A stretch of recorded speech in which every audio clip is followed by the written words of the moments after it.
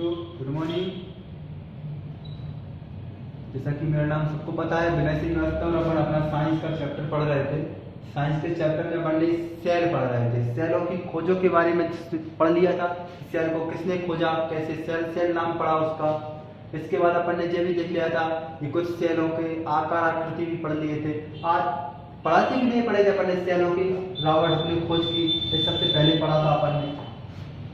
इसके बाद सेल का सेल नाम क्यों पड़ा उसका भी अपन ने देखा था। रॉबर्ट एक केमिस्ट था, उस केमिस्ट के माध्यम से, उस वैज्ञानिक की ज्ञान से अपन कोशिका के बारे में पढ़ते हैं। जीवितों की कोशिका की खोज किसने की थी, ये भी अपन ने पढ़ लिया था, ल्यूवेनहॉफ। जब बार बार साइंटिस्टों के नाम रिपीट करेंगे तो आपको इस साइंटिस्टों के नाम याद होने लगेंगे। आज अपन पढ़ेंगे कुछ दो प्रकार की कोशिकाओं के बारे में। पहला है प्रोकैरियोटिक सेल, सुनी होगी आपने। प्रकारों के बारे में पढ़ेंगे, कोशिकाओं के प्रकार। तो पहला अपन देखते हैं प्रोकैरियोटिक सेल्स, और दूसरा होता है यूकैरियोटिक कोशिका। पहले भी प्रोकैरियोटिक कोशिका क्या होती है और यूकैरियोटिक कोशिकाएं क्या होती है, उनको अपन देखेंगे आज। पहला क्या है, प्रोकैरियोटिक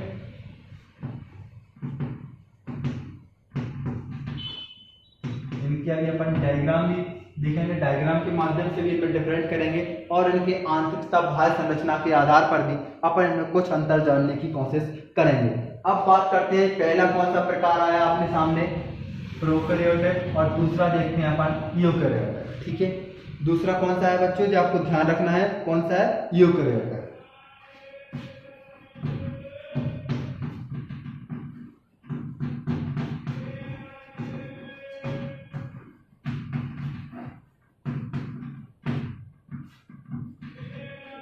आकार पढ़ लिया आपने, खोजों के बारे में पढ़ लिया, उसकी शेप एंड साइज कैसा होता है, किस प्रकार से सेल दिखती है, वो अपन ने देखे थे। आज अपन देखेंगे प्रोकैरियोटिक यूकैरियोटिक कोशिकाएं कैसी दिखती हैं, उनके प्रकार क्या हैं, यूकैरियोटिक में क्या, प्रोकैरियोटिक में क्या अंतर है और यूकैरियोटिक में क्या अंतर है, इन सेलों के बारे में अपन देखेंगे। तो पहला अपन क्या देखते हैं कि प्रोकैरियोटिक कोशिका कौन सी होती है और यूकैरियोटिक कोशिका कौन सी होती है। प्रोकैरियोटिक का मतलब होता है प्राइमरी कोशिका, सबसे सिंपल कोशिका होती है, सबसे पहली कोशिका होती है प्रोकैरियोटिक कोशिका।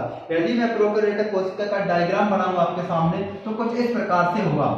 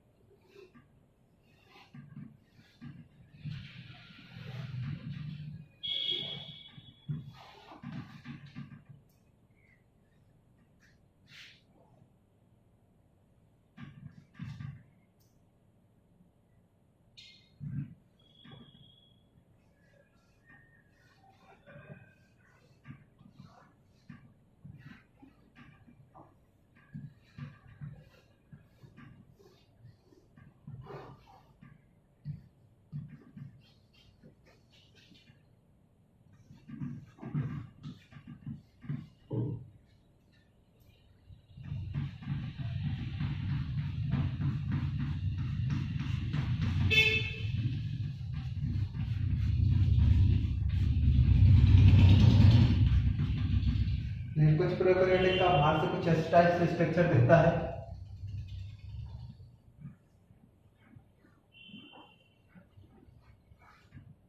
ठीक है,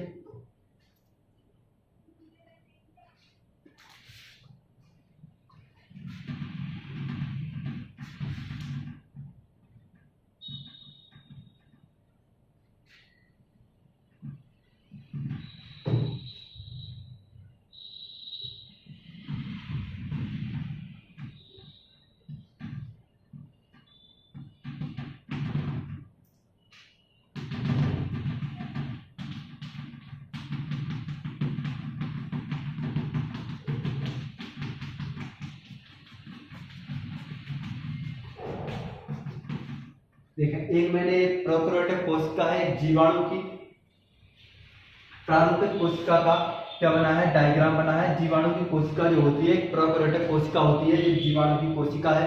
अब कुछ यूकेरियोटिक प्रोकैरियोटिक कोशिका की बात कर लेते हैं पहले।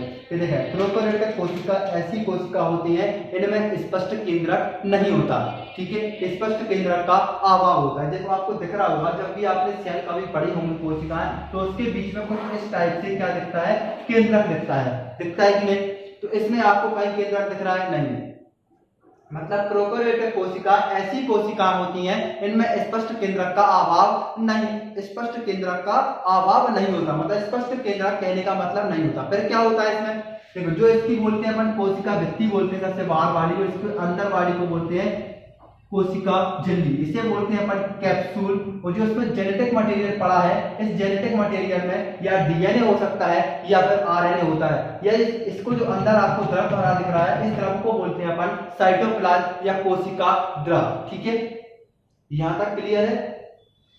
प्रोकैरियोटिक कोशिकाएं ऐसी कोशिकाएं होती हैं जिनमें स्पष्ट केंद्रक का अभाव होता है या स्पष्ट केंद्रक नहीं पाया जाता। तो आपको दिख रहा होगा ये क्या है, ये केंद्रक नहीं है, इसमें ये केंद्रक नहीं है, उसको अपन क्या बोलेंगे, प्रोकैरियोटिक कोशिका। यहां तक कोई समस्या है? अब बात करते हैं कुछ यूकेरियोटिक कोशिका का डायग्राम भी बना लेते हैं अपन। देखिए यूकेरियोटिक कोशिका की बात करें तो इसमें आएंगे अपना एक पादप कोशिका और एक जंतु कोशिका। यूकेरियोटिक कोशिका ऐसी कोशिका होती हैं इनमें स्पष्ट केंद्रक का स्पष्ट केंद्रक पाया जाता है, उसे अपन कौन सी बोलते हैं, यूकेरियोटिक कोशिका, ठीक है। अपन कुछ इसकी यूकेरियोटिक कोशिका के बारे में देख लेते हैं कि यूकेरियोटिक कोशिका क्या होती है। यदि अपन प्लांट सेल की बात करें तो प्लांट सेल कुछ इस टाइप से हमें देखने को मिलती है।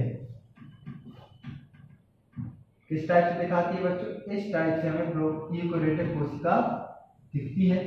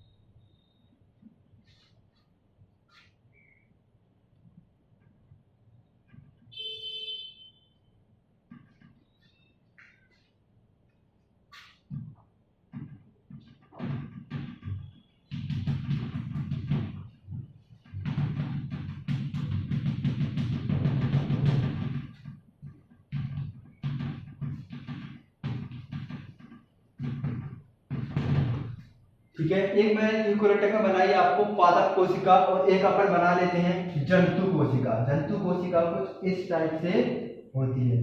जब आपको डायग्राम रखना है किस टाइप से बनानी, बार बार इनकी प्रैक्टिस करना।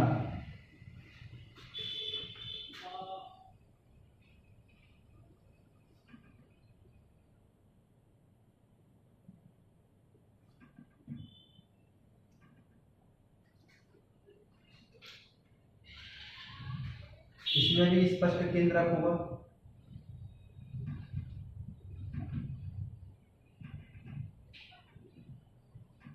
कौन सी कोशिका है ये, यूकेरियोटिक है, इसमें भी क्या पाया जाएगा, अपना स्पष्ट केंद्रक पाया जाएगा।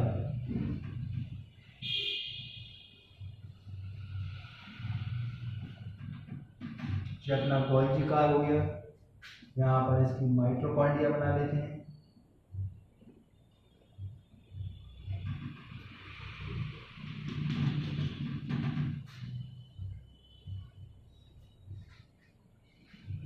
ठीक है, देखी होंगी आपने इस टाइप की, दिख रहा है यहाँ से।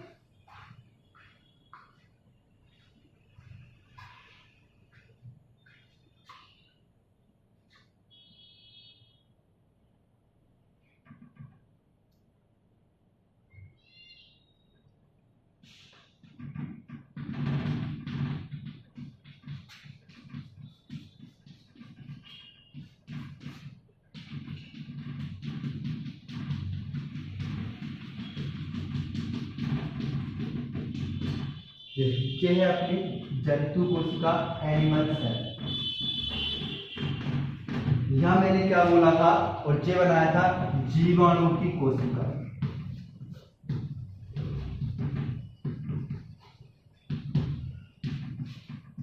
एक जीवाणु की प्रारूपित कोशिका का डायग्राम बनाया था। और जीवाणु किसमें आया? जीवाणु साइनोबैक्टीरिया ये आते हैं अपने किसमें? प्रोकैरियोटिक कोशिका में। तो प्रोकैरियोटिक कोशिका की पहले अपन क्या लिख सकते हैं कि प्रोकैरियोटिक कोशिकाएं ऐसी कोशिका होती हैं इनमें स्पष्ट केंद्रक नहीं पाया जाता, उसे अपन क्या बोलते हैं? प्रोकैरियोटिक कोशिका, जैसे कि आपको इस डायग्राम में दिख रहा होगा। अब बात कर लेते हैं यूकैरियोटिक कोशिका की। तो यूकैरियोटिक कोशिका कैसी कोशिका होती है?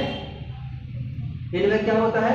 स्पष्ट केंद्रक पाया जाता है, उसे अपन बोलेंगे यूकैरियोटिक कोशिका। जैसे कि दोनों जो कोशिका हैं वो कौन सी हैं? यूकैरियोटिक कोशिका है। यहां तक आपको समझ में आ गया होगा। अब इसका कुछ अपन नामकरण भी कर लेते हैं। इसे क्या बोलते हैं? इसे अपन बोलते हैं कैप्सूल। ये इसमें सेल, इसे बोलेंगे अपन कोशिका भित्ति। ठीक है, ये अनुवांशिक पदार्थ हो जाएगा अपना कोशिका द्रव्य।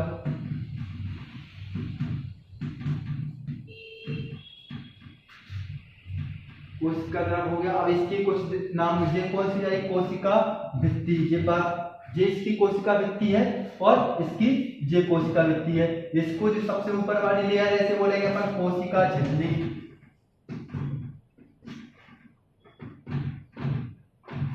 ठीक है, इसे अपन बोलेंगे इन दोनों के लिए ये केंद्रक।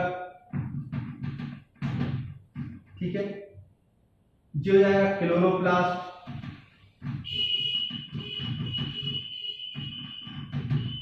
जो हो जाएगी रिक्तिका।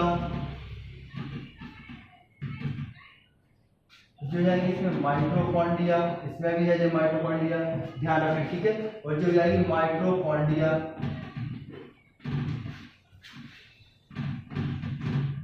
माइटोकॉन्ड्रिया हो गया। वो लाइसोसोम है जो इसमें यहाँ बनी है, जो गोल्जी की बॉडी है, यहाँ लिख ले रहा है अपन इसे गोल्जी का। एक एक अंगों के बारे में अपन चर्चा करेंगे, हल्का सा भी अपन प्रोकैरियोटिक और यूकैरियोटिक कोशिकाओं के बारे में देख लें।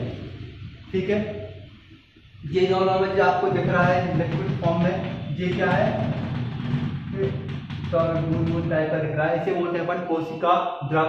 और जो अंदर भरा है इसमें बोलेंगे अपन न्यूक्लियस द्रव। इसमें आनुवंशिक पदार्थ भी होंगे, डीएनए, आरएनए। अपन आगे चर्चा इन दोनों में भी अंतर करेंगे, यूकैरियोटिक पादप कोशिका और जंतु कोशिका में। अब अपन को देखने में क्या दिख रहा है, इन दोनों में क्या विविधताएं हमें देखने को मिल रही है। जैसे कि अपन ने बनाया कोशिका भित्ति यदि इस पे प्रेजेंट होती है, ठीक है, और इसमें कोशिका भित्ति इसमें भी प्रेजेंट है। अब कुछ ऐसी भी होते हैं प्रोकैरियोटिक सेल्स जिनमें कोशिका भित्ति नहीं पाई जाती, वो आगे अपन देखेंगे किसमें नहीं पाई जाती। इसमें अपन को एक ही अंतर देखा। पहला अपन ने अंतर निकाला, प्रोकैरियोटिक कोशिका ऐसी कोशिका होती है इनमें केंद्रक का अभाव होता है। दूसरा यदि अपन बात करें ऐसे, उसमें अपन ने बनाए क्या? माइटोकॉन्ड्रिया, गोल्जी का, ऐसे कुछ इसमें दिख रहा है आपको। इसमें बहुत कम हो रहा है। ये आवश्यक जो कोशिकांग होते हैं वो इनमें क्या होते हैं? अभाव होता है। अन्य कोशिकांग, गोल्जी का, माइटोकॉन्ड्रिया, रिक्तिका जैसी जो कोशिकांग होते हैं वो प्रोकैरियोटिक कोशिकाओं में कैसे होते हैं? अभाव होता है, या तो पाए जाएंगे या फिर नहीं पाया, मतलब पाए जाने की संभावना कैसे होती है? अभाव होता है। इसमें क्या होते हैं? इनमें जो स्पष्ट जो कोशिकांग होते हैं इन्हें अपन कोशिकांग बोलते हैं। माइटोकॉन्ड्रिया है, गोल्जी का है, लाइसोसोम है, जैसे क्लोरोप्लास्ट है। उनमें अंतर भी है, कुछ साइनोबैक्टीरिया में क्लोरोप्लास्ट पाया जाएगा, प्रोकैरियोटिक में आएगी वो। तो इसमें ये क्या होता है? अभाव होता है। इसलिए आप ध्यान रखें, इस वाली कोशिका में क्या होता है? अभाव होता है इन कोशिकाओं का, और इसमें ये पाई जाती है। ये तो अंतर आपको समझ में आ गया है। अब और आपको क्या दिख रहा है? ये कोशिका जो भित्ति है वो कोशिका भित्ति किससे बनी होगी? ये भी तो बात है। तो प्रोकैरियोटिक जो कोशिका होती है उसकी जो अधिक कोशिका भित्ति है तो वो किससे मिलके बनी होगी? उपस्थित होती है तो किससे मिलके बनी होगी? प्रोटीन और कार्बोहाइड्रेट से। किससे मिलके बनी होती है? ये प्रोटीन और कार्बोहाइड्रेट।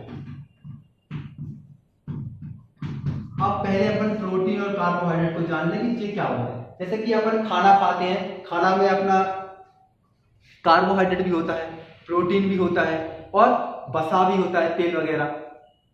तो हम प्रोटीन किसे कहेंगे? यदि प्रोटीन का स्रोत देखें तो प्रोटीन का स्रोत होता है दाल वगैरह जो आप खाते हैं, उससे हमें प्रोटीन बोलते हैं, उसमें प्रोटीन सबसे ज्यादा होता है। अब कार्बोहाइड्रेट और प्रोटीन की बायोलॉजिकल लैंग्वेज में क्या डेफिनेशन बनेगी या क्या होते हैं कार्बोहाइड्रेट और प्रोटीन? यदि अपन पहले कार्बोहाइड्रेट की बात करें, देखिए कार्बो से मतलब कार्बन और हाइड्रो का मतलब हाइड्रो, CH2 इसका फॉर्मूला होता है, वो भी आता है। मतलब ऐसे सरलतम कार्बनिक यौगिक जो कार्बन हाइड्रोजन के ऑक्साइडों से मिलकर बने हो या कार्बन हाइड्रोजन के यौगिकों से मिलकर बने होते हैं, इसे बोलते हैं अपन कार्बोहाइड्रेट, सरलतम यौगिक है कार्बोहाइड्रेट। इसके बाद करते हैं किसकी? प्रोटीन की। तो प्रोटीन कैसे होते हैं? प्रोटीन थोड़े जटिल होते हैं। ऐसे कार्बनिक यौगिक होते हैं, ऐसे कार्बनिक यौगिक जो carbon hydrogen oxygen plus nitrogen से मिलकर बने हो, उन्हें हम बोलते हैं कौन सा? प्रोटीन। देखिए प्रोटीन की डेफिनेशन क्या होगी? कार्बन होगा, C का फुल मतलब कार्बन है बच्चों, H का मतलब क्या है? हाइड्रोजन है, और O का मतलब है ऑक्सीजन। ये तो है कार्बोहाइड्रेट में भी होते हैं, ये तो कार्बन जैसे सर आपने बोला, हाइड्रोजन भी आपने बोला कि उसमें कार्बोहाइड्रेट रहता है, ऑक्सीजन भी उसमें रहते हैं। तो फिर इसमें अलग से क्या है कि हम प्रोटीन को प्रोटीन कहेंगे? तो प्रोटीन का मतलब इसमें जो रासायनिक पदार्थ, रासायनिक इसका संगठन होगा, वो रासायनिक संगठन में कार्बन भी होगा, हाइड्रोजन भी होगा, ऑक्सीजन भी होगा, प्लस इसमें क्या होगा? नाइट्रोजन भी होगा। उसे अपन क्या बोलते हैं? प्रोटीन। और प्रोटीन अपने लिए किस काम में आती है? ऊतकों को भरने में हमें दृढ़ता प्रदान करती है, शक्ति प्रदान करती है। कौन? प्रोटीन। यदि आपका कुछ जगह कट जाती है तो हमें किसी के साथ भरने में जो जगह कट जाती है, कोशिका कट जाती है, उन्हें ऊतकों को भरने में काम कौन आती है? अपनी प्रोटीन काम आती है। ध्यान रखें प्रोटीन हमारे दैनिक जीवन में आवश्यक घटक है, भोजन में लेते हैं। अब इसकी बात कर लेते हैं, इसमें कोशिका वृद्धि, जैसे कि आपको देखो एग्जाम में दिख रहा हो, इस दोनों में अंतर देखो, इसको नहीं, अब इन दोनों में अंतर देखते हैं। इन दोनों में आपको अंतर क्या दिख रहा होगा? यहाँ अपन ने लिखा है कोशिका वृद्धि, तो क्या इसमें कोशिका झिल्ली नहीं होगी? होती है। या जो लास्ट वाली जो आपको दिख रही है नीचे वाली, इसे क्या बोलते हैं अपन? कोशिका झिल्ली। सर फिर इनमें कोशिका भित्ति नहीं है और इसमें कोशिका झिल्ली है, ऐसा क्या है? देखो इनमें कोशिका जो भित्ति होती है वो किस रासायनिक पदार्थ की बनी होती है? वो सेल्यूलोज की बनी होती है। किसमें? पादप कोशिका में। लेकिन अपना अंतर क्या चल रहा है? Prokaryotic eukaryotic.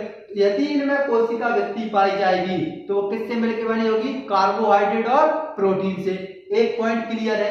अब बात कर लेते हैं यूकेरियोटिक्स में नहीं आती, पहले अपन इस वाले टॉपिक्स को क्लियर करते हैं कि प्रोकैरियोटिक में तो अपन ने कार्बोहाइड्रेट प्रोटीन से बना दी, तो इसमें क्या? यदि इसमें कोशिका वृद्धि पाई जाए, यदि क्या बोला? क्योंकि इसमें तो प्लांट सेलों में तो नहीं होती, सॉरी एनिमल सेलों में तो कोशिका वृद्धि नहीं होती, उसमें क्या होती है? कोशिका झिल्ली। इसलिए इसमें पाई, मतलब दोनों में है ना, इसलिए अपन क्या बोला? यूकेरियोटिक कोशिका में यदि कोशिका झिल्ली पाई जाएगी तो किससे मिलकर बनी होगी? सेल्यूलोज से।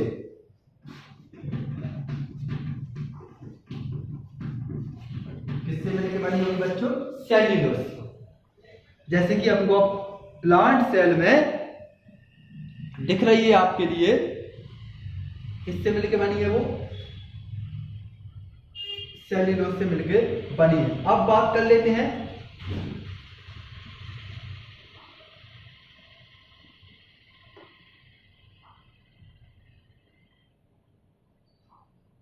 देखिए, अब आपको और क्या अंतर दिख रहा होगा? ये अपन इससे पहले 4-5 पॉइंट अपन को याद रखना है। इसमें केंद्रक नहीं होता, इसमें केंद्रक का अभाव होता है, इसमें स्पष्ट केंद्रक पाया जाता है। जब इसमें केंद्रक नहीं है तो केंद्रक झिल्ली भी नहीं होगी, इसे बोलते हैं अपन केंद्रक झिल्ली। जो आपको यहाँ दिख रही है, इसको राउंड ऑफ करे है, इसको राउंड ऑफ करे है, इसको अपन और अच्छे से डायग्राम बनाएंगे, प्लांट सेल एनिमल सेल्स को पढ़ेंगे। अभी अपन क्या पढ़ रहा है? यूकेरियोटिक और प्रोकैरियोटिक। देखें ये इस वाले पॉइंट से यहां तक का मतलब ये वाली इसे बोलते हैं अपन केंद्रक झिल्ली।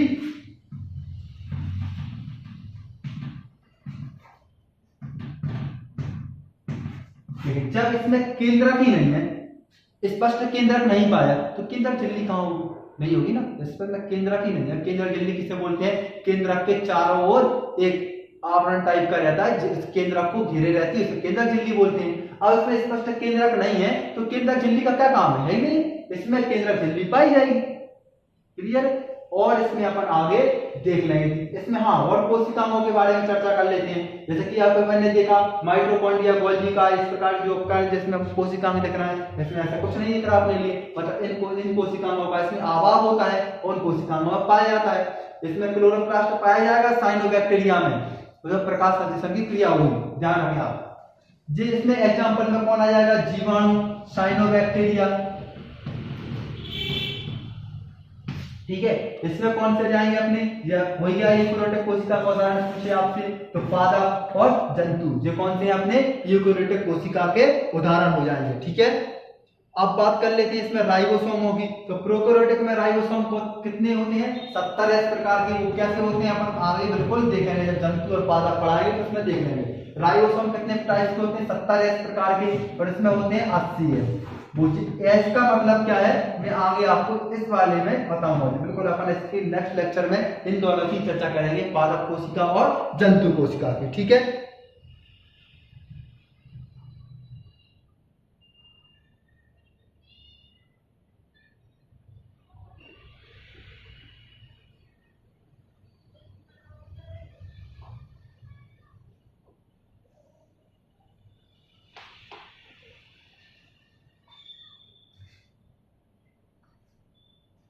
यदि अपन इसमें अब रिप्रोडक्शन की बात करें, देखो जब भी किसी में अंतर करना हो तो पहले उसके संरचना में अंतर कर लियो, किस प्रकार से संरचना है उसकी, उस संरचना में कौन कौन से अंग हैं, वो अंग किससे मिलके बने हैं, है कि नहीं। फिर में श्वसन किससे हो रहा है, श्वसन भी देखेंगे अपन इन दोनों में किस प्रकार से होता है। कृष्ण चक्र की क्रिया होती है, इसमें कोशिका द्रव्य में होती है और इसमें अपनी माइटोकॉन्ड्रिया में होती है, वो भी अपन इसमें देखेंगे श्वसन किस प्रकार से हो रहा है। अब इसमें रिप्रोडक्शन कैसे हो रहा है, कोशिका विभाजन कैसे हो रहा है। यदि कोशिका विभाजन नहीं होगी तो एक जीव से दूसरे जीव कैसे बनेगा। तो कोशिका विभाजन यदि अपन देखें बच्चों, कोशिका विभाजन का मतलब होता है कोशिका को बढ़ना, मतलब एक कोशिका है ये दो बराबर भागों में बढ़ जाए, बराबर में भी बढ़ सकती है, ऐसी दो भागों में बढ़ जाए, कोशिका के दो भागों में बढ़ जाए। अभी विभाजन अपन पढ़ेंगे, उससे बोलते हैं कोशिका विभाजन। अब कोशिका विभाजन होता है तीन प्रकार से, आसूत्रीय कोशिका विभाजन, समसूत्रीय कोशिका विभाजन और असूत्रीय कोशिका विभाजन, ठीक है ना। कोशिका विभाजन कितने टाइप्स का होता है बच्चों, अभी बताया अपन ने तीन प्रकार का। कौन कौन से, पहला होता है आसूत्रीय विभाजन, लिखिए कोशिका विभाजन।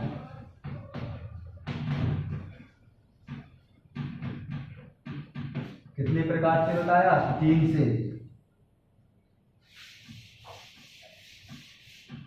कौन कौन सा, आसूत्री, समसूत्री और एक होता है अपना अर्धसूत्री।